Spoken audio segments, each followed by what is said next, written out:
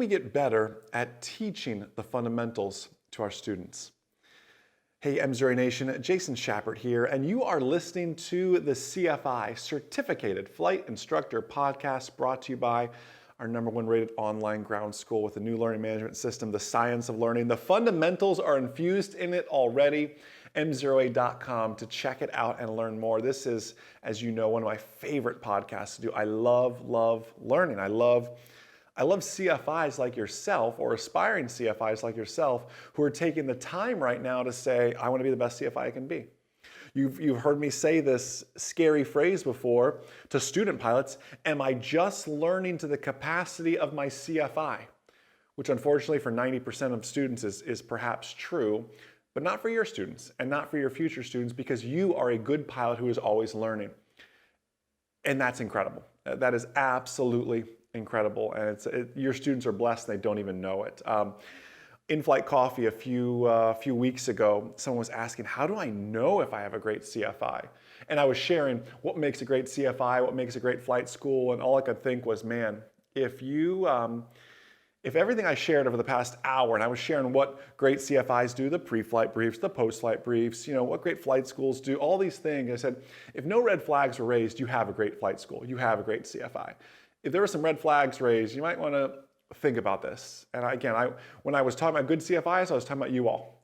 When I was talking about bad CFIs, well, we won't ever name names, but I'm sure you know a few. And you know what? You probably had a few, and I had a few too, but you learn from those CFIs, right? In fact, I've learned more from my bad CFIs than I have from some of my good CFIs. Fortunately or unfortunately, right? That's just how the laws of learning work sometimes. And speaking of the laws of learning, we're talking today about the fundamentals. How can we help our learners? And that is a newish buzzword for MzeroA. We're going to begin, instead of calling our students, we're going to call them our learners, because that's what they really are. They are learners, and we are all lifelong learners. We'll still stick with the phrase student pilot, but these are our learners. And they're your learners too.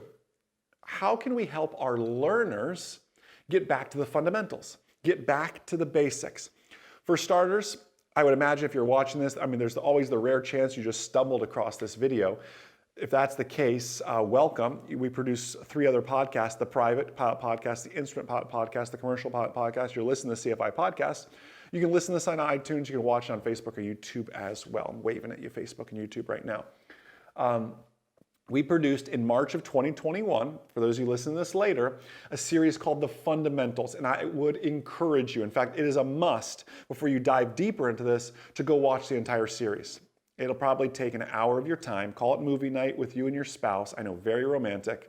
Or movie night with you and the dog. I don't know what your life situation is like right now. Call it movie night. The first video is 27 minutes alone. They get shorter from there, I promise, but it probably adds up to maybe just shy of an hour of content.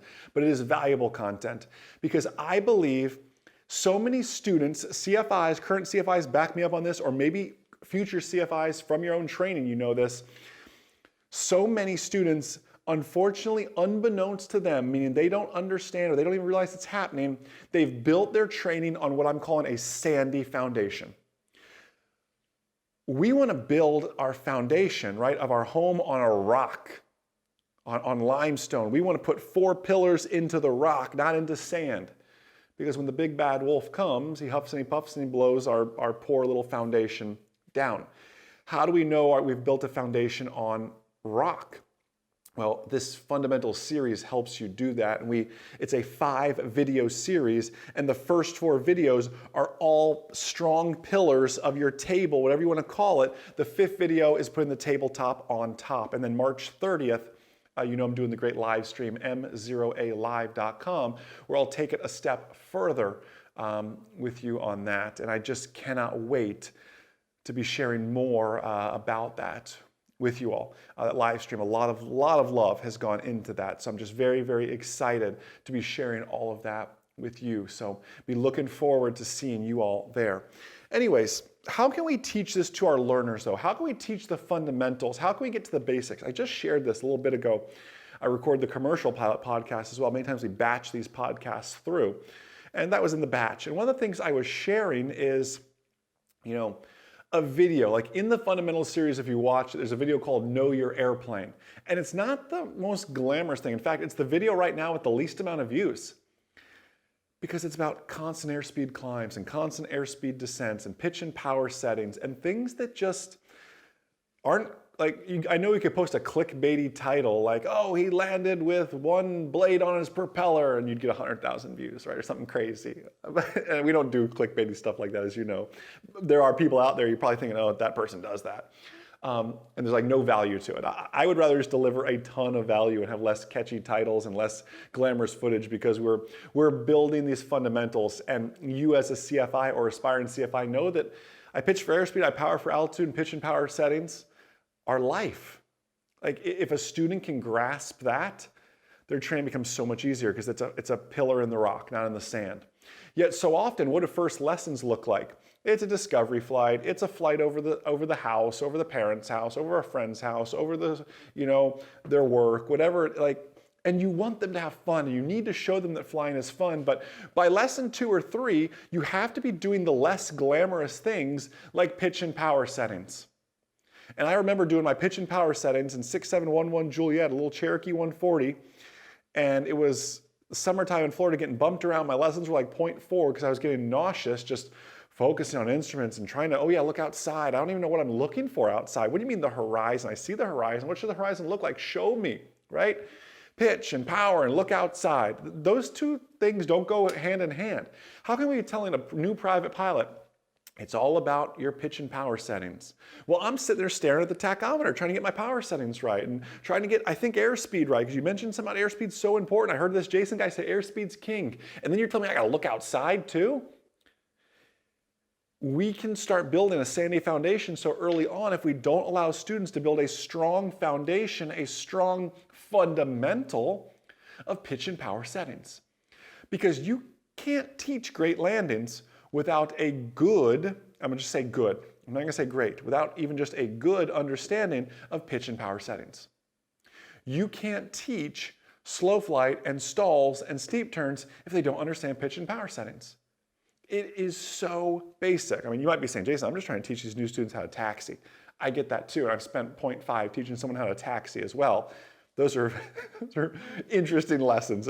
They're always like in August in Florida, and you wonder why a taxi with the doors open. A taxi lesson, those, I get it, are no fun sometimes. But student pilots need that as well. Did you know, by the way, the original Piper Cubs did not have brakes? They always had to be so particular about their landing power settings and their speed and their touchdown points, because they did not have brakes. They had just let inertia roll themselves out so they came to a stop. And the grass helped to slow them down a lot. But when you don't have brakes, you manage your pitch and power, and I'll add another P to there, your point, your landing point, aiming point and landing touchdown point, pitch, power, and point. Coach Ray, let's write that down. It's a good idea. Coach Ray and Tom edit all of these for me. Coach Ray, Tom, let's write that idea down. That's a good one. Pitch, power, and point. When you don't have brakes, and then you know what? Now I'm getting on my soapbox again. When Piper finally did add brakes to the Cub, they added heel brakes. Did you know that? My 1940 J3 Cub has heel brakes. Do you know the primacy of 10,000 hours of toe brakes? And then you hop in the Cub and you have to use heel brakes? For starters, I don't know about you, maybe it's just me, I need to take a yoga class or something. My calves are not that flexible. I feel like I'm a busted Achilles tendon trying to flex enough to apply a heel brake in that seated position. Maybe I need to take some yoga classes and get more flexible is what it is. But anyways, that was a tangent that was unnecessary. But it does illustrate the importance of, once again, pitch and power, because in 1930s, when we didn't have brakes, and then even in 1937 when they introduced heel brakes, we still had to be on our game with that. And if you want to ever come fly a 1940 J3 Cub, you're going to be flying with heel brakes. Just something else to get used to. Pitch, power, point. Write that down. That's important. Let's add that to our lesson plan, CFIs. I think that's good. I don't know where it came from. Sometimes garble comes out. Sometimes wisdom comes out. I don't know if that was either of those two things, though. Anyways, we have to teach our students these basics. And it might be a fun story to share with them. Hey, listen, back in the day, they didn't have headsets, they didn't have brakes. You got all the luxuries here. And we're gonna learn how to utilize these luxuries. We're still gonna learn the basics, though, with that. So that's something I want you to focus on with your students. Pitch and power.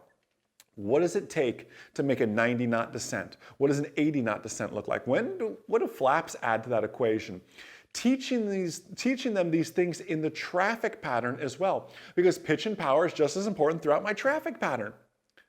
That's something else we must realize too. We say a perfect landing starts with a perfect pattern. We say airspeed is king. We can teach our students all these catchy little phrases, yet if they can't apply it, and one that students have such a hard time applying is this: I pitch for airspeed, I power for altitude. Team, I'm here to tell you, it took me 300 hours for that to finally click for me. And one day I said, whoa, I pitch for airspeed, I power for altitude. It makes so much sense in the landing environment, in the slow flight environment, in the instrument approach environment. It makes so much sense. I used to think, I'm going too fast, bring power back. No, I mean, in some instances, like I'm in a nosedive, that's gonna help, but I'm too fast in my approach. Let me pick up my nose just a degree, just 2 degrees, right? Basic stuff like that. You go, oh, my airspeed's back in check now. I didn't change my power setting. My power setting was fine because my power is my descent. I want, 500 feet per minute. But all of a sudden I went from 90 knots to 95 knots. Just pick that nose up just a hair, Jason, just a degree. That's all it takes for 5 knots. That is the level of precision and detail when a student understands that. And for a student to understand I pitch for airspeed, I power for altitude, you must teach them those basics. You must teach them working through those maneuvers in the air and working through those basics. So again, I've rambled on more than enough here. I hope you will join us March 30th. MzeroAlive.com will be live via Zoom because I want to see your smiling faces. That's what it really is. So looking forward to that. Head over to MzeroAlive.com March 30th, 8 p.m. Eastern Time. I'm looking forward to seeing all of you there. Thank you for your comments. Thank you for your emails. It is the lifeblood and the oxygen of what we do. Have a blessed, amazing, outstanding rest of your day. And most importantly, remember, a good pilot is always learning. Have a great day, everyone. We'll see you.